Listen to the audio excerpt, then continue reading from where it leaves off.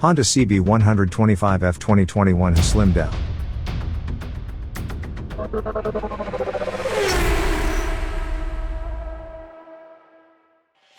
Welcome to the Motorcycle News. Here you get all relevant news about all motorcycle topics every day. Honda has introduced the CB125F revised for 2021. A full 11 kilograms were saved compared to the predecessor. If you want to lose weight, you have to eat less.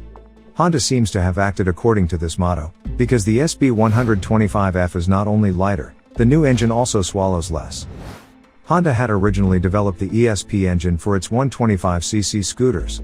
It is supposed to have less friction and weigh 7 kilograms less than the engine in the previous model. The consumption is said to have been reduced by 27%, which means that only 1.5 liters are needed per 100 kilometers. With the 11-liter tank, it should be possible to drive over 700 kilometers.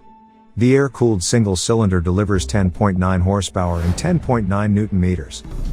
The new tubular steel frame saved 1.7 kilograms.